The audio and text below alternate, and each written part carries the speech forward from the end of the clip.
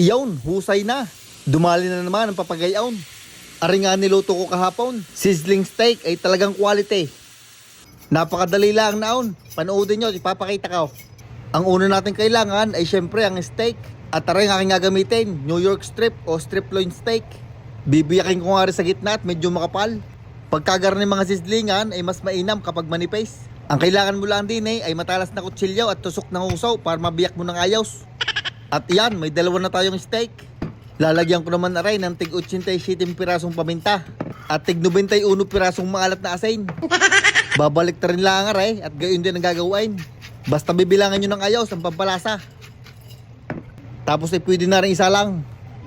Dinisa ka lang, nagsalang na ako ng kawalay. At saka aring sizzling plate para mag-init na. Nung uminit ng kawalay, naglagay na ako ng mantika. Avocado oil nga pala ang aking gamit. Ikakalat ko lang ang mantika at pag yan ay uminit na, isasalang na natin ng steak. Dapat ay hindi madikit ang steak sa pan, kaya iikot natin ng isa. At para mas gumanda pa ang sir ng ating steak, papatungan natin ng burger press. Ay kung wala naman kayong burger press, ay patungan nyo ng hollow block ay pagka hindi naipay. At pagkalipas ng mga 2 minuto at kalahati, atin ang babalik ta rin. At iyan ang aking sinasabay, di kaya kaganda ng sir. Kumbaga sir-sirin mo, gilew. Akin nga uli rin papatungan na rin burger press. At pagkalipas ng mga 20 segundo, lalagyan ko na ng butter, isang pinitpit na bawang at saka ring thyme. Tatanggalin ko naman na rin pabigat at sisimulan ko na ring i-basting. Aring nga ang gusto ko pagka nagbe-basting na, gawa ng napakabango. At yan ang kailangan mo pagka nagbe-basting, ang mga bula-bulang iyan. Ibig sabihin ay mainit ang butter. Yan ang magbibigay ng good crust at flavor sa ating steak. At pagkalipas ng 40 segundong pagbe-basting ay iyan, tapos na. Atin ang ilalagay din ay sa cooling rack para ma-rest. Ire-rest natin ng mga 3 minuto para bumalik yung juice sa loob. Sunod ay gagawa naman tayo ng gravy. Gamit na rin pinaglutuan at saka yung butter ng steak. Lalagyan natin ng 1 kutsarang harina. Hahaluin lang aray hanggang makabuo ng roux. Nagdagdag pa nga ako ng kaunting butter. At pag meron na kayong roux, lalagyan naman natin ng gatas. Ang paglalagay naman ng liquid ay paunti-unti laang. At tuloy-tuloy ang halaw para walang mamuong harina. Tubig naman ang kayong ilalagay. Tuloy lang ang halaw. Maglalagay din ako ng kapiranggot ng beef nor cube. Tuloy uli ang halaw, sabay dadagdag ng kaunting tubig. Arin ang huling tubig na kayong ilalagay. At lalagyan ko naman na rin ng 120 pamintan durog-durog. Ang gusto ko hindi masyadong malapot ang gravy para magandang ilagay sa sizzling plate. Yan, gayan laang.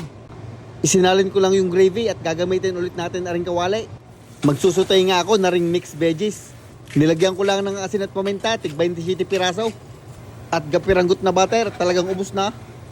Isusutay ko lang aray ng mga 1 minuto siguro at aray naman luto na. Luto na nga ang mga lulutuin, kaya pwede nang gayatin na ring steak. Gagayatin ko lang ng papagarnay para madaling kainin pagka nasa sizzling plate. Sakto at mainit na din na ring sizzling plate. Kaya lalagyan ko na ng kaunting butter. 1 sandok ng bahaw na kanin.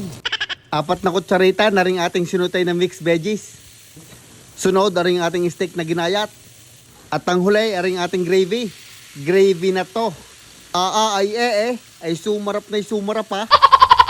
Aray, luto na ang sizzling steak. Pwede nang dalhin sa table 991.9. Oh, no. Ay bago i-deliver, lalagyan ko muna pala ng crispy garlic. Nakita ko din kaya lalagyan ko na. Ay titikman ko na rin para siguradong masarap. Titirahin ko na nga aray kahit mainit pa para sa inyo. Ay talagang quality nga. Isasabay mo pa din sa bahaw. Ako lang ata ang nakagawa ng naglagay ng bahaw na kanin sa sizzling plate. Ay paano, hanggang din na laang. Itry nyo at kasarap.